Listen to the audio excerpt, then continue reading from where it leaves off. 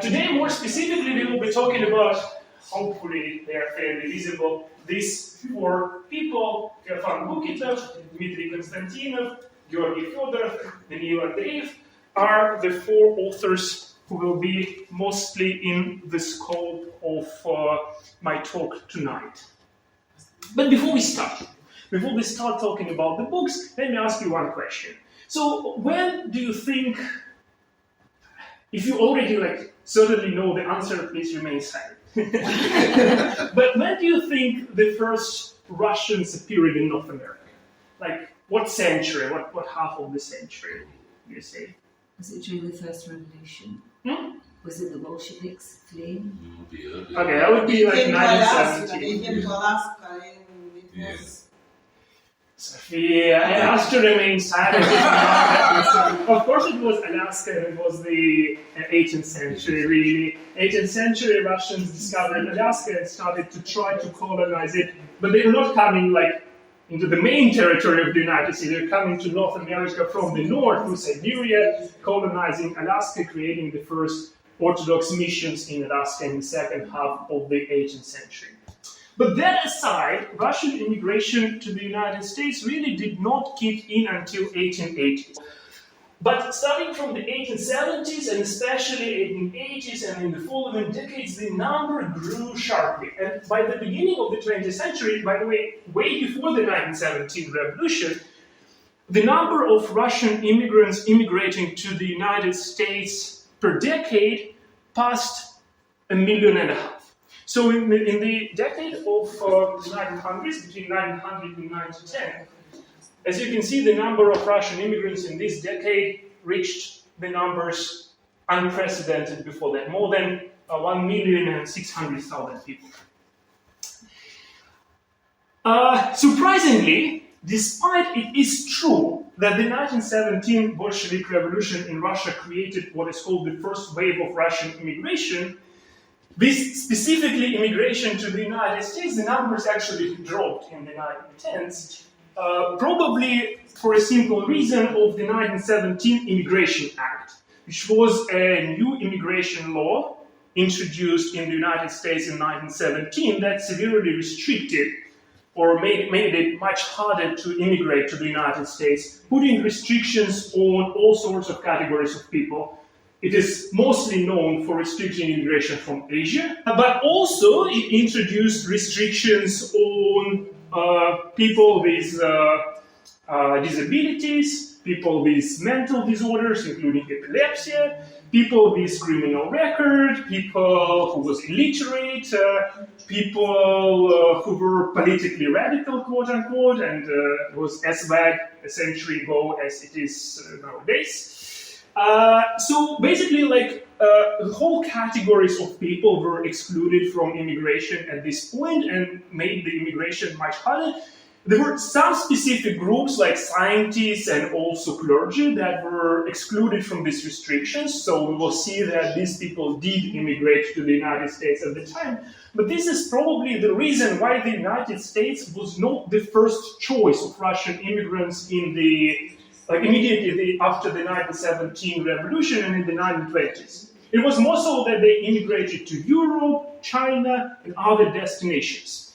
And we will see that actually during the second wave of immigration after World War II, a lot of Russians would actually make it to the United States. So all of this I'm saying for a simple reason, that I want to highlight the fact that the immigration of Russians to the United States did not actually start from 1917, it started before that. In fact, there were entire communities, entire groups of people who immigrated to North America specifically during this time. Who were these people? Well, some of them were members of religious communities persecuted in the Russian Empire. Persecutions for religious reasons did not start from 1917.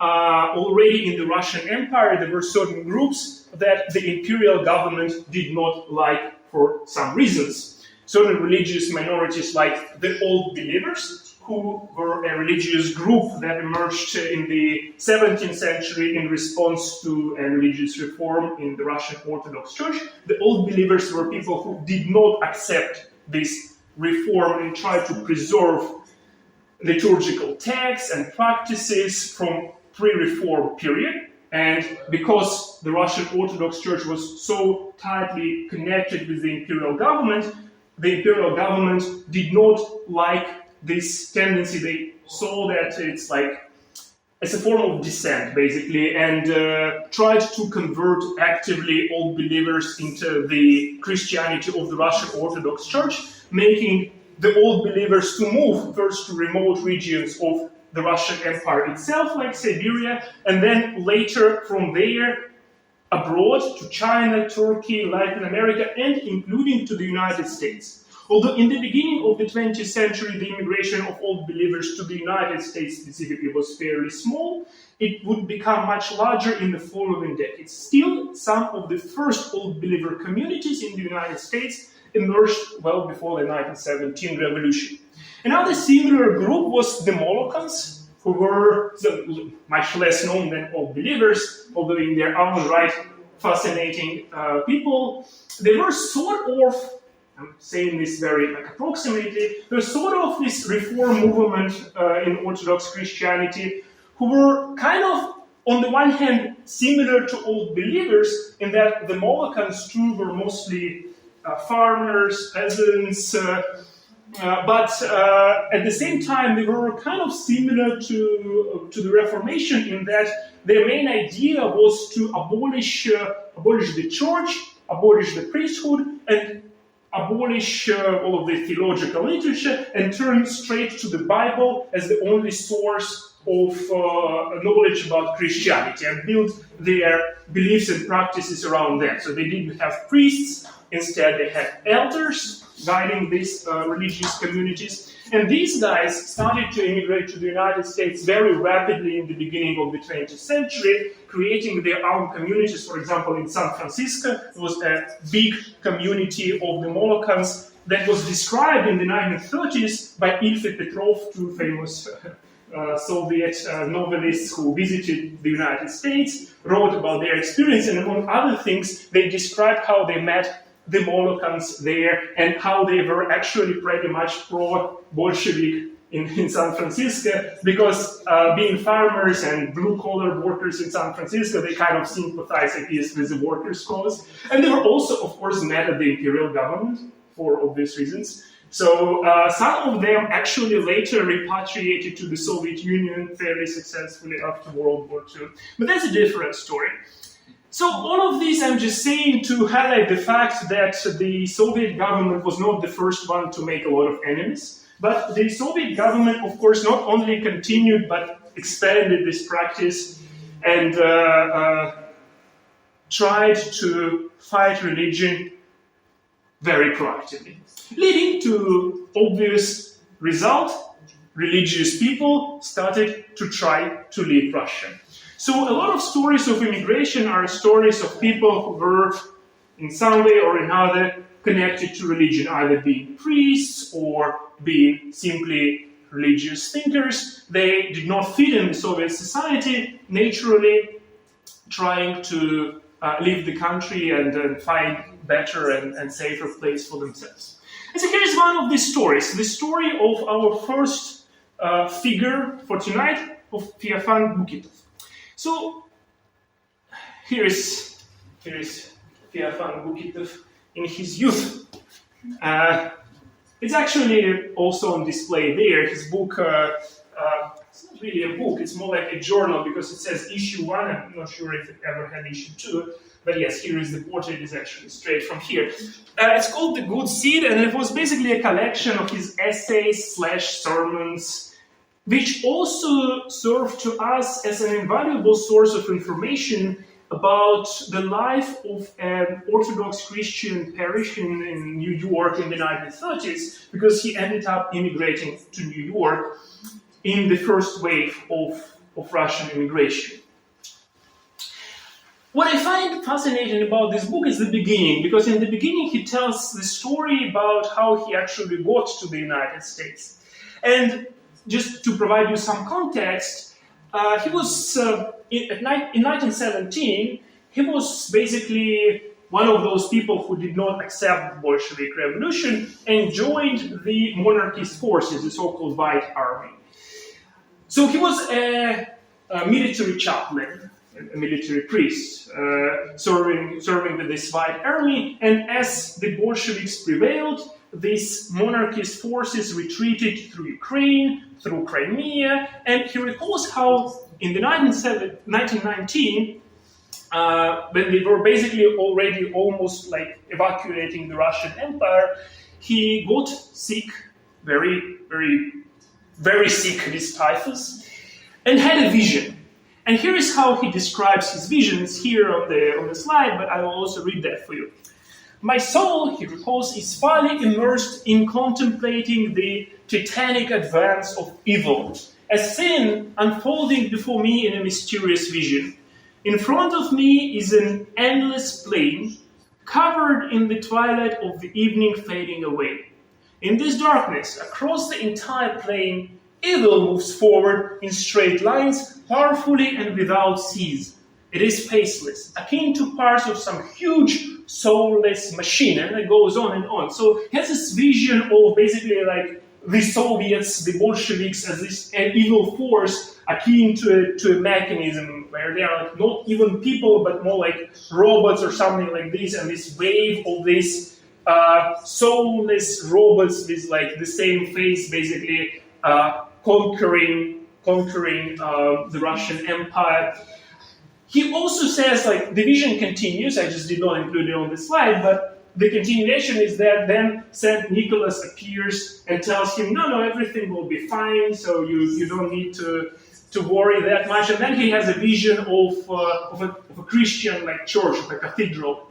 And as he claims, he wrote it in 1933, as he claims it was exactly the same cathedral in New York where he ended up in immigration. And so that's how he says he knew that there was some kind of like divine guidance that led him into becoming a priest of this specific cathedral in New York. So in the 1930s, he served as a priest in one of New York cathedrals, and this is precisely the life of the parish life of which he describes in the book. So, as I have already said, immigrating to the United States at the time was not so easy. So the question is how he managed to do it. Well, I should say he had a good start, actually, because it turned out that he already had served in the United States for 10 years before he returned to Russia in the 1910s, and so before the 1917 revolution. So his story goes like this. He became a priest in the very beginning of the 20th century in 1901. Then almost immediately, he managed to get an appointment as a priest in the United States, together with, by the way, his brother, who also was a priest. So both of them were sent to the United States. And for the next decade or so, he served as a priest in several parishes in the United States and in Canada, leaving an impression in local communities that he was like very active priest, organizing new parishes, being like this missionary throughout the United States. And so when he ended up back in Russia, and when the revolution happened, he managed to return to the United States precisely because he already had a pretty robust network in the United States, including the family and, yes, at least. If he was already a priest, then there must have been an established community by then. What? If he had served as a priest in the US already, there must have been quite a large established So it was already an Orthodox community. Yes, and that is precisely why I have shown you this. Yeah. Specifically this. This is precisely the reason why, in the beginning of the 20th century, the Russian Orthodox Church begins to send very actively priests to the United States, because the immigration from the Russian Empire is huge, and there are like the diaspora communities forming in big cities in the United States. So the Russian Orthodox Church feels the need to send priests and to establish Russian Orthodox parishes in the United States. It was precisely a reflection of this, yes, but it's a very good observation. That's what basically empowered him to go to the United States. But even though he had his immigration, on, so to say, on easy settings, as they say nowadays, even then he still says that the life of a Orthodox priest in New York at the time was not an easy one. Definitely was not particularly lucrative profession or anything like this. And at the same time, other members of Russian community in the United States had it even worse. There were, for example, children who lost their parents in the Civil War. There were people struggling financially. And the role of the priest, the way Bukitov thought about it, was that a priest should become like a center of Russian community, preserving like culture and language, not only serving religious purposes, but also creating a sort of like time capsule of the Russian Empire in a way. And actually in the 30s, he sort of laments in his book that by that time, a lot of Russians already did not care that much about preserving pre-revolutionary Russian culture because they started to integrate in American culture, so cared less about religion, or even if they cared about religion, converted from Orthodox Christianity to something else, maybe like became Episcopalian, maybe became something else. Anyhow, so he describes this process of, at the same time, secularization, when people become less and less religious at the time, and a sort of integration of Russian immigrants in American society as they less and less care, and of course he thinks it's a bad tendency, but that's what he describes, as they less and less care about, say, pre-revolutionary tradition, old orthography, Russian Orthodox Church, and so on. So in this sense, it is in itself a very interesting document of the time. Not only it describes the tendencies existing in this era, but also gives us a good idea of the kind of like hopes or aspirations that people like Bukitov had at the time.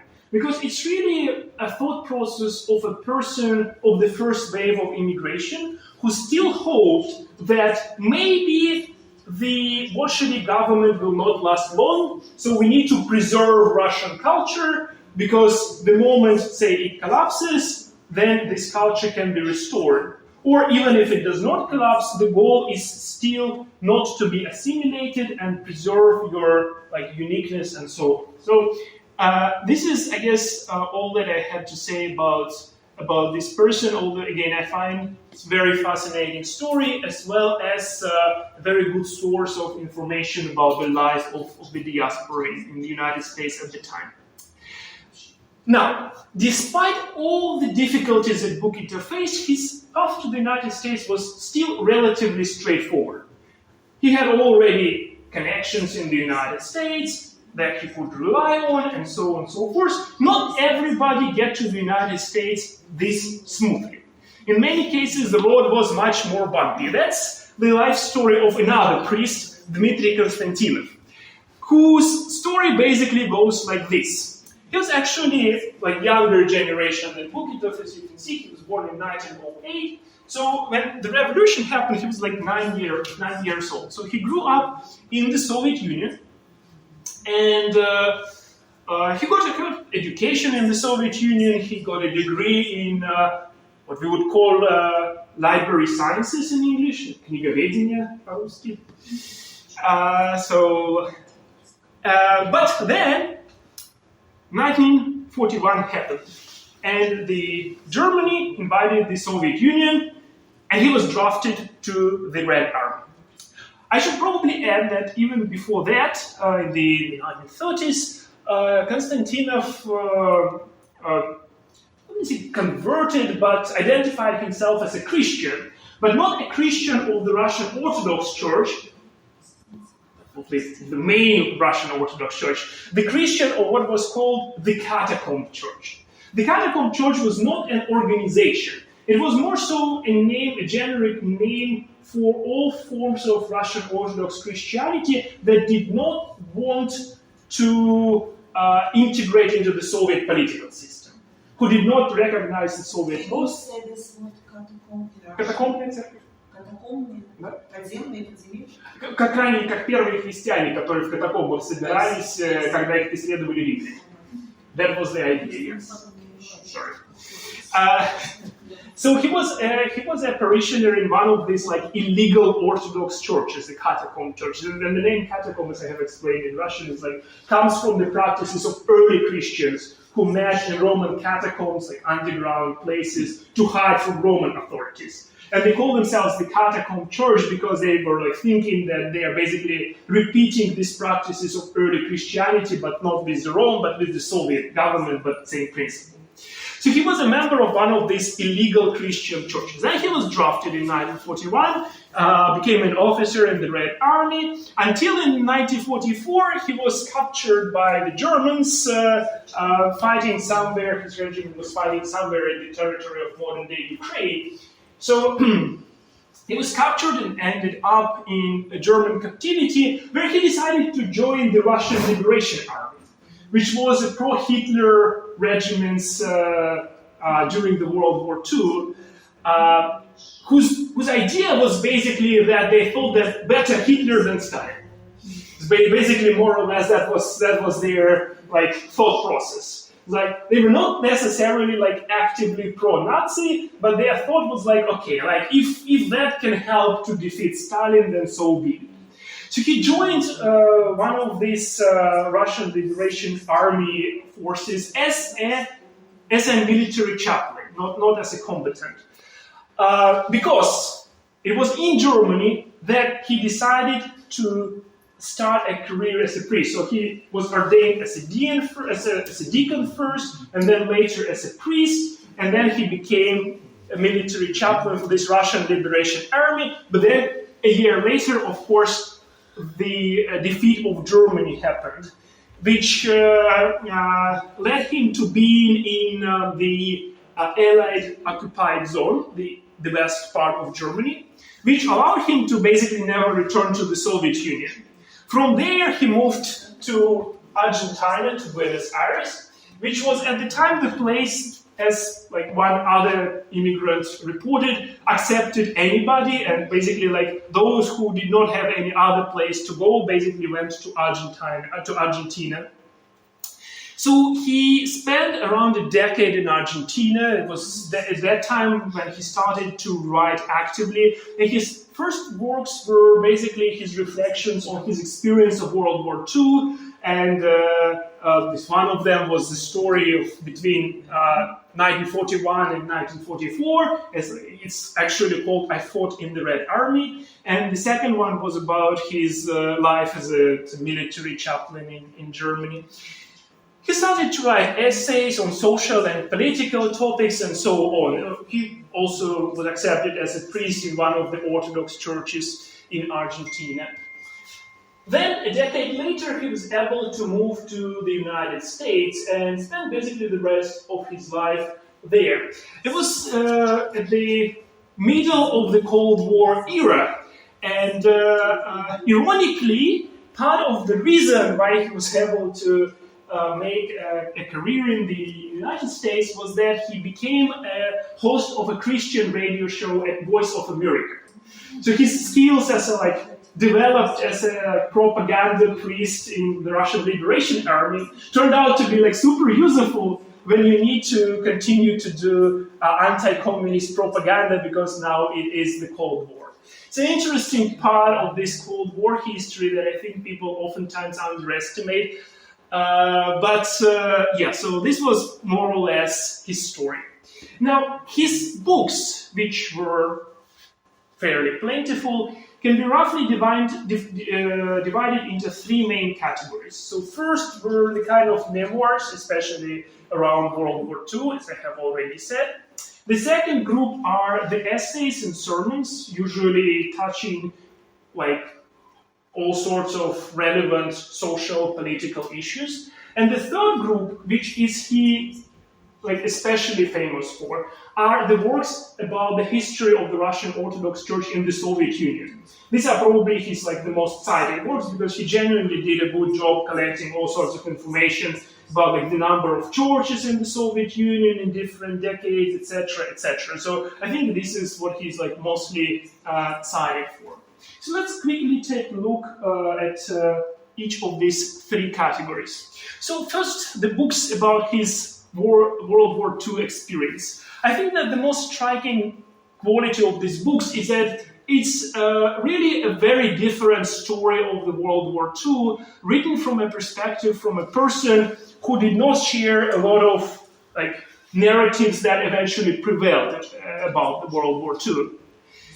It is like, in a way, a very unique perspective of a person who by 1941 was already dissatisfied with the Soviet regime and had no good words to spare about it. It's basically forced in the Soviet military during World War II and naturally was very critical about both the Soviet regime and the war itself.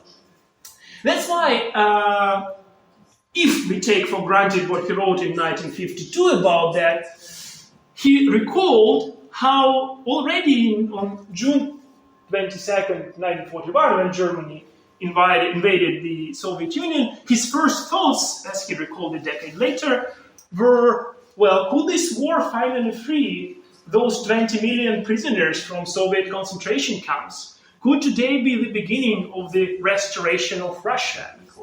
Which is, again, very different from this mainstream, like, patriotic narrative of the World War II. There were definitely people who thought about it very differently.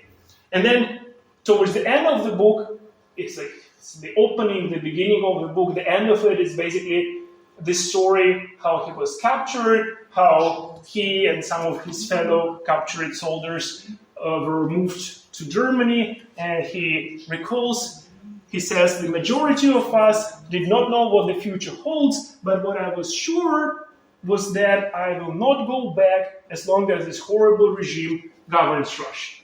So that was the kind of thought process, the kind of position that he kept more or less throughout his future career, especially during the Cold War. Because when we read his essays and sermons from the Cold War period, what we see immediately is that he advocates pretty explicitly for, if not military confrontation between the West and the Soviet Union, like between the West and the socialist camp, but nonetheless, well, to be fair, he does.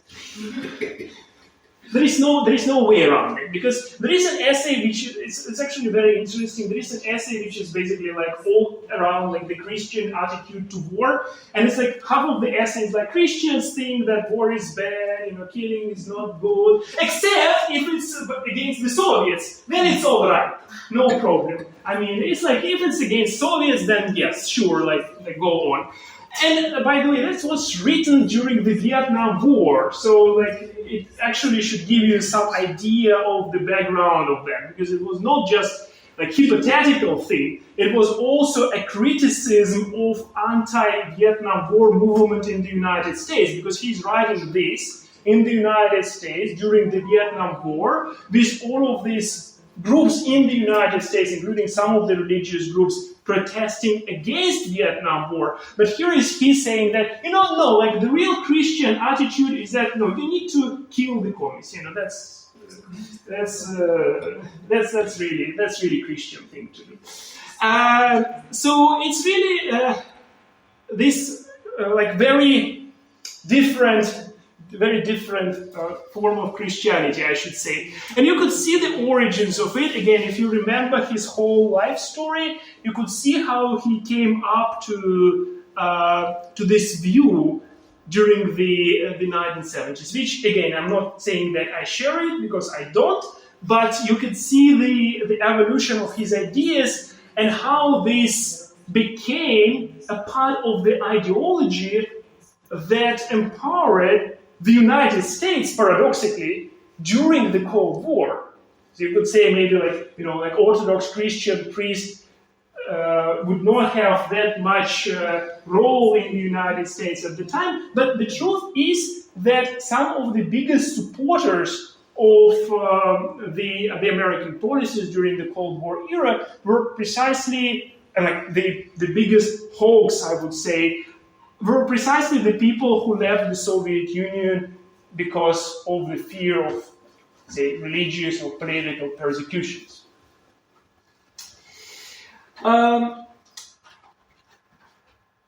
Another aspect of his work, as I have already mentioned, is his documentation, organization of information, and collection of information about the life of religious groups in the Soviet Union, especially Orthodox religious groups.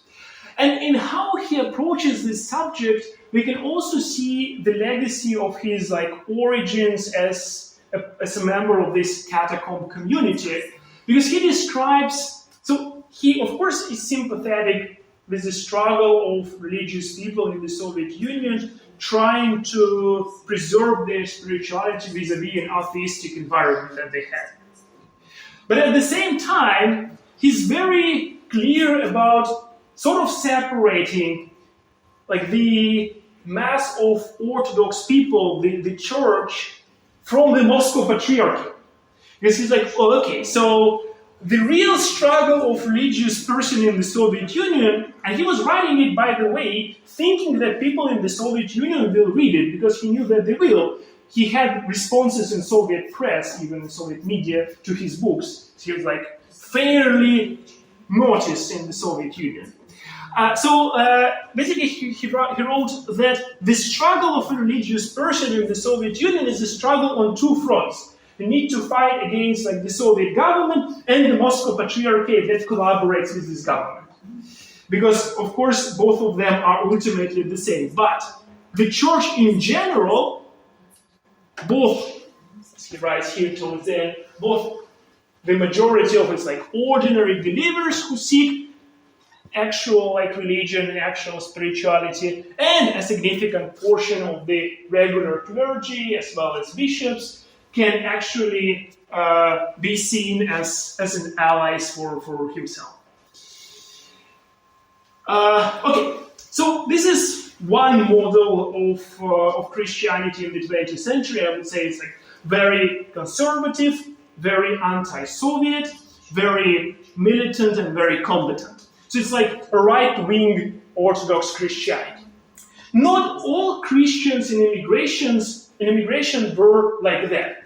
There were very different cases. And one of them, the most interesting, and also presented there in one of the books, this blue book right here in the corner, is Georgy Fedotov. It's interesting because Georgy Fedotov is not particularly well known, and very unjustly so, because he's a very interesting, very original thinker, yet he's not really famous, I would say, not even in Russia, and even less so outside of Russia. His path was very different from our first two cases. I mean, both Bukitov and Konstantinov knew what they wanted.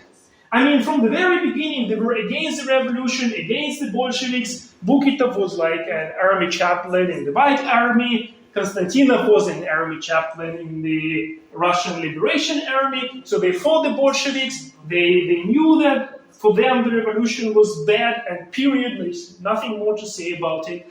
But Fedotov actually started his life as a revolutionary, because in the mid-1900s, he was an active member of the Social Democratic Party, LSDRP.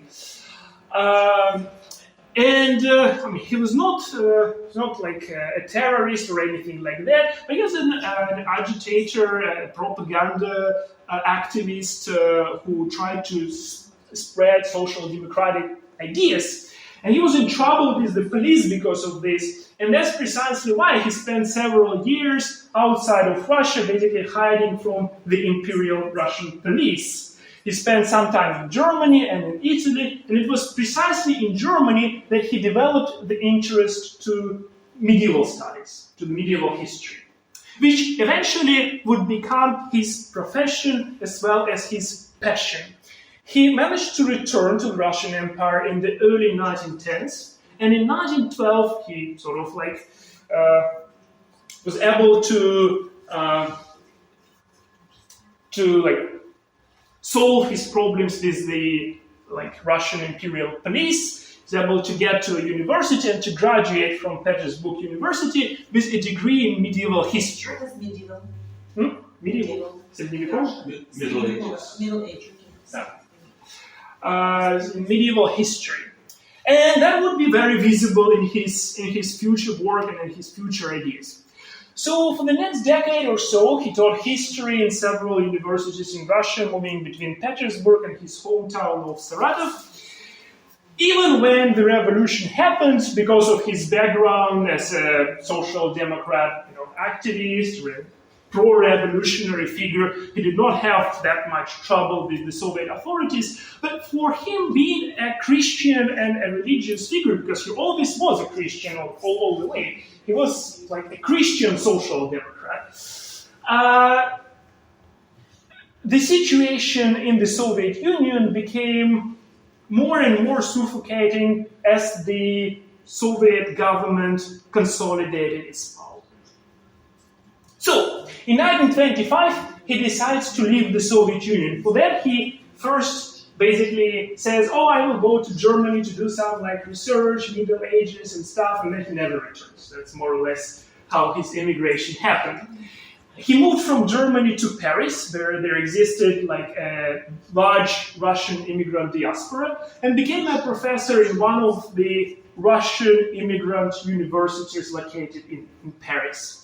He taught there until 1940, when France was occupied by the Germans. Then he left France and ended up in the United States. By the time, he was fairly well known as a historian, so he got an appointment at Yale as a visiting professor, after which he spent the rest of his life in New York in St. Vladimir Orthodox Theological Seminary teaching medieval history.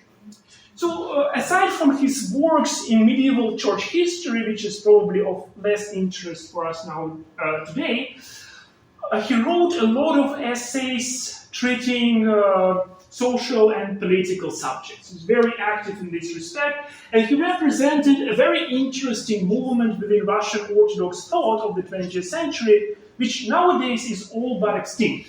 Kind of like Christian social liberalism, which tried to combine socialism, liberalism, and Christianity. It's a very interesting, very original movement within Russian Orthodox tradition. In my opinion, it's very sad that it basically is non-existent nowadays. So he had a very interesting analysis of both history, the present, and the future of Western and Russian culture. He basically started with this argument that of all existing civilizations, and he basically went to this civilizational model of history, where the history consists, it's not like a linear process everywhere, but it consists from unique civilizations, each of which goes through its own like history, basically. He says, of all his civilizations, only European civilization reached the idea of freedom as an absolute value. And that happened, in Fedotov's view, because of Christianity. Now, how he came to this conclusion is a very interesting intellectual trajectory, but ultimately his argument was more or less like this, that freedom is only possible in a society where nobody has an absolute power over you. So you need to sort of like distribute power between different stakeholders. And the first thing that allows you to do that is the separation of church and state, which he thought as a principle that is already evident in Gospels. Specifically in the phrase that Jesus said in Gospels, give to Caesar what is Caesar's and give to God what is God's. Exactly. So, so he thought that this is the core for the separation of church and state. And his argument is more or less like this. In most of civilizations, historically, religious power and secular power are one and the same. Say, Egyptian pharaoh is also a religious figure, a living god, and so on. In Japan, the emperor is also an important religious figure, etc. But in Western civilization, these two roles were separated, say in medieval civilization specifically. These two roles were separated. There were secular leaders, kings, and there was religious authority, and they had to negotiate with each other. So they basically, in his theory, I'm not sure again, are you buying this or not? I need to tell more about this. I think she doesn't buy it. But his theory is more or less, I mean, it's medieval studies actually. So, but his theory was like this. So his argument was more or less like this. So basically, religious authority and secular authority, they kind of keep each other in check. And then there are also other checks and balances. Like, for example, a king has to negotiate with aristocracy, and then all of them have to negotiate with professional guilds, and then all of them has to negotiate with universities that also have their own autonomy, and so on. And because you have these multiple stakeholders, then basically it creates sort of a space of freedom for people to act, navigating between these different powers. Whereas if you break this multi-stakeholder arrangement, then you get a single power that basically is without any checks and balances. And that is what he thinks happened during the French Revolution, for example, or in the Soviet Union, because he thought that once you remove religion from the equation, you lose the strongest power that potentially can oppose to your political leaders. So, his argument again was more or less like this. Say, if whatever, you have a certain president who does something that is questionable from moral or human rights perspective, then you can have a pope stepping in and criticizing this policy, for instance. And that will be in the medieval society where religion matters and people take religion very seriously, this kind of judgment would have a lot of weight.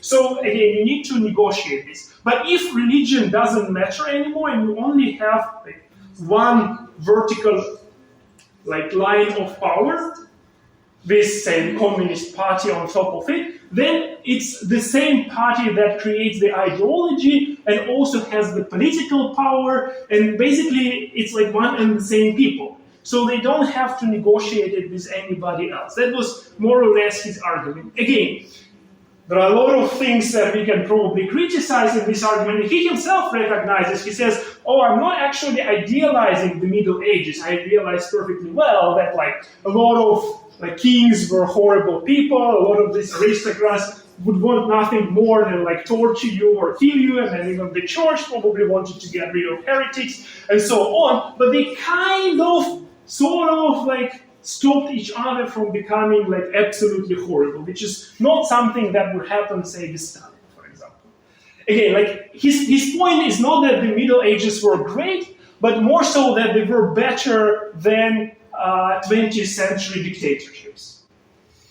I mean, it's an interesting argument. Again, there are a lot of obvious weak points there, but at the same time, I have heard on several occasions some modern political scientists making similar arguments with regards to whatever, Iran or something like this, saying that, Iran maybe is better than some other forms of dictatorship, because in Iran, at least, Ayatollah had to negotiate with Quran, which is a text, which you cannot actually go completely crazy, because you at least have this limit that people can, or this other authority of the Quran that people can refer to if they want to argue with you, if they want to oppose you. They can say, but Quran actually says this and that, so maybe we shouldn't do this.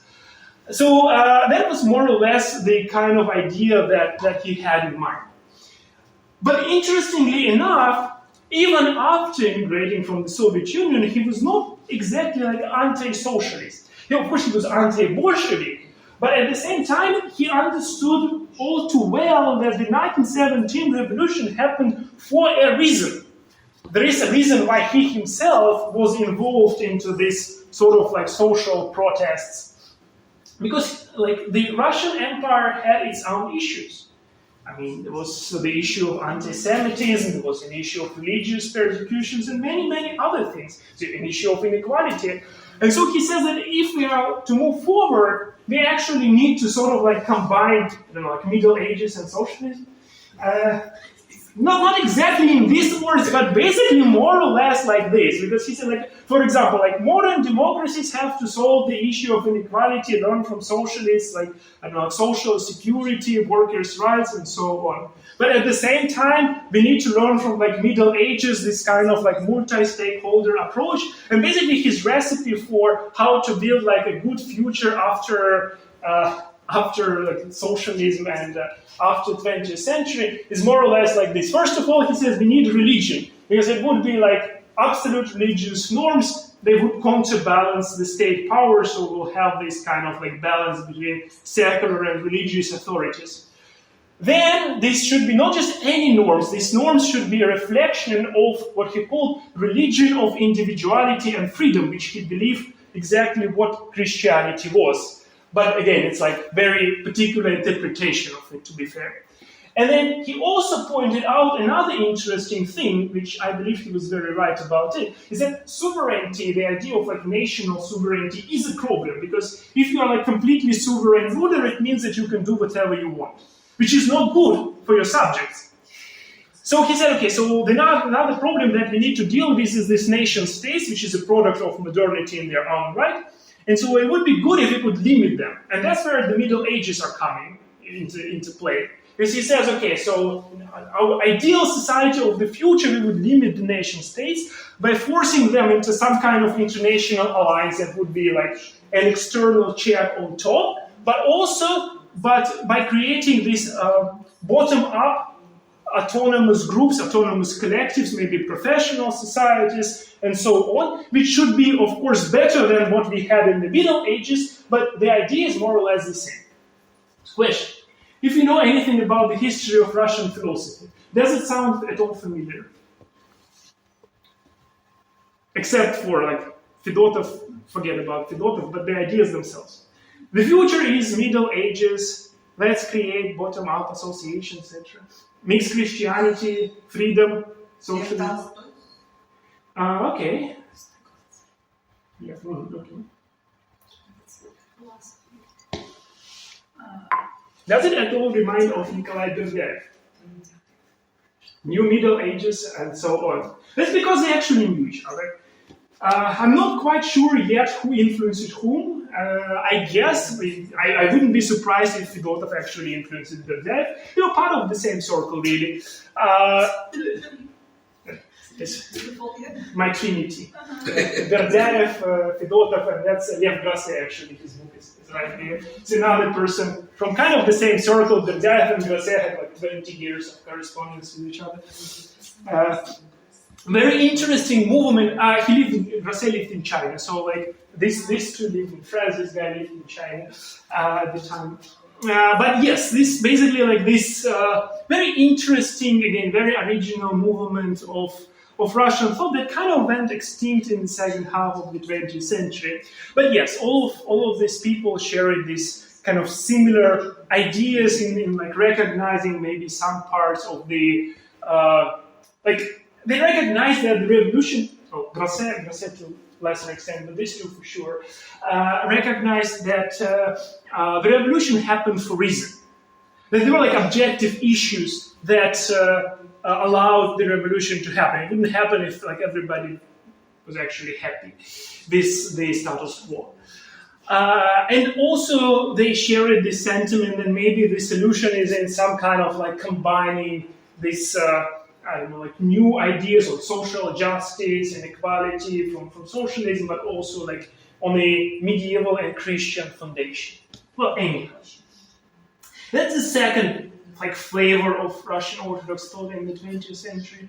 And the third flavor of not so much this is very hard to say. Like, of not so much Russian Orthodox thought, but I guess a mystical form of Christianity was Daniil Andreev.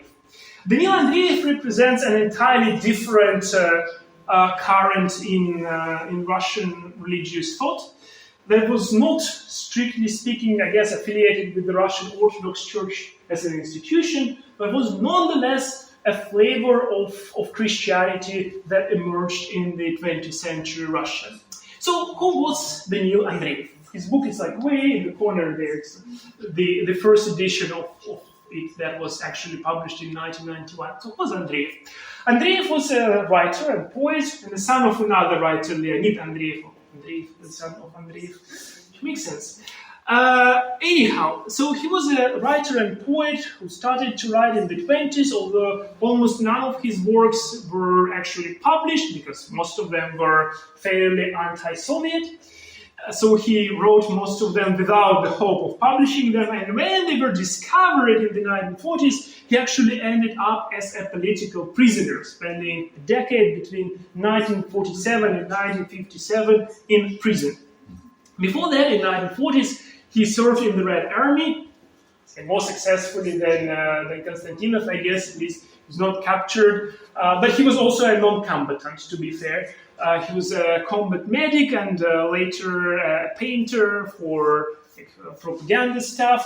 So yes, that's how he survived World War II, and again 2 years after that he ended up in a prison because one of his novels critical of the Soviet political regime was discovered and basically became the reason for accusations in anti-Soviet propaganda, even though it was unpublished.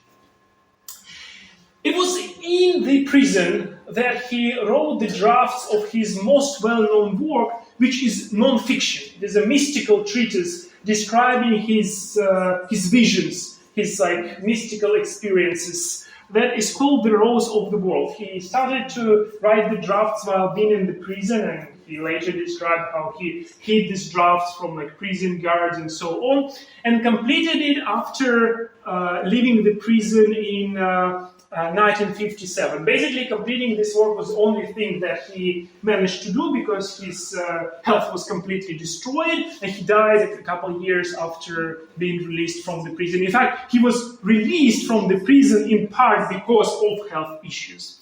So the only thing that he managed to do after that was to complete this work, and that's it.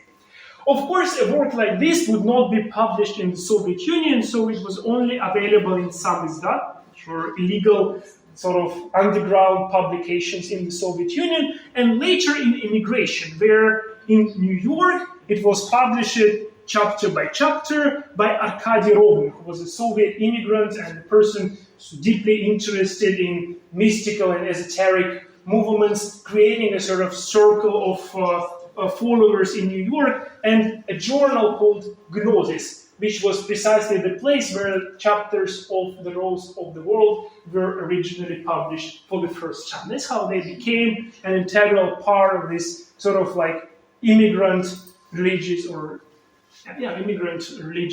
debates. This work is interesting because I feel like it just provides us very nice, very poetic description of Soviet experience. I mean, Andreev was a poet and he was a mystic. He really did not think about them as metaphors. He thought about his experiences as real. And it's very interesting in a way because I have started with a mystical experience of Bukitov, and I will also finish with the mystical experiences of Andreev. He says that he started to have these experiences in 1920s, way before even the war and before his arrest. He was around, he says, 15 years old when he had his first mystical experiences. Here's how he described it. The first event of this kind occurred in August 1921, when I was not yet 15. It happened in Moscow toward the end of the day, as I, then deeply fond of endlessly wandering the streets and aimlessly dreaming, stopped by a parapet in one of the squares surrounding the Church of Christ the Savior, there on the picture, elevated above the riverbank. It was clearly past 7 o'clock and the churches were ringing the evening service. The event I described opened before me, or rather overwhelmed me, with a turbulent, blinding, incomprehensible world, uniting Russia's historical reality with something immeasurably greater standing behind it. And it's interesting that in the next few decades he would have these mystical experiences, most of the positive ones related to Christian environment. It happened in churches, like in this case, when he was hearing, like near a church, when he was hearing the church bells and so on. But also a bunch of negative mystical experiences, which all were associated with the state. First of these, I'll explain it in a moment. So first of these dark experiences happened in 1932. He describes it like this: in February 1932, during a brief stint at a Moscow factory, I fell ill, and in the head of the night gained an experience. Most people would see it only as madness, but to me it was terrifying in content and utterly convincing. The entity involved, which I describe in my books and now refer to as the third Witzraor, Witzraor is not translatable. It's his own original word. It's not a word I invented. It entered my consciousness at that moment. Simplifying its meaning, this colossal being, similar to deep-sea monsters but vastly larger, can be described as a demon of a state chauvinism. So, based on this series of mystical visions, Andreev basically developed this philosophy of history in which there are two powers fighting between each other throughout the whole history. One of them is this kind of spiritual power that elevates humanity and encourages it to move forward toward progress and making itself better. But then another power associated with the state, or the state chauvinism, as he says here. In Russian, it's actually a very peculiar phrase. He calls them демоны великодержавной государственности. So that's what I'm translating, a demon of state chauvinism. So it's basically toxic patriotism, or jingoism maybe is another possible way to translate it. So he basically equates Satan with this state for the sake of the state kind of thinking. And he depicts the entire history as the fight between these two powers. And whatever prevails will, of course, probably in part at least depends on which of them we will serve to and which of them we will empower with our own actions. But I think it's a very poetic and beautiful reflection of this 20th century Russian mentality. And Andreev himself basically concludes that his work is a reflection of his own experience. He says about himself at the very beginning of The Rose of the World, I belong to those mortally wounded by the two great catastrophes, world wars and tyranny. For us, both of these catastrophes were apocalypses of sorts, revelations about the power of the universal evil and its perennial war with the forces of light. Nothing would change my opinion that the biggest threats that humanity faces now and will face in the centuries to come are a great suicidal war and an absolute worldwide tyranny. And I think, if not particularly optimistic, it's nonetheless a good place to finish my talk for today. I think it's a perfect reflection and a perfect summary of experiences of all four of our figures today. Not only Andreev, but I think that all four of them were people mortally wounded by these two great catastrophes. Wounded in different ways and struggling to find a solution, struggling to find an alternative, struggling to find a way out. The ways out that they proposed were vastly different, ranging from kind of a conservative program that we see in Bukitov and Konstantinov to the sort of let's combine Middle Ages with socialism and liberalism, to this completely different and mystical and anarchist form of thought represented by Andreev. But all of them, nonetheless, developed from the shared experience and tried to solve the same issues.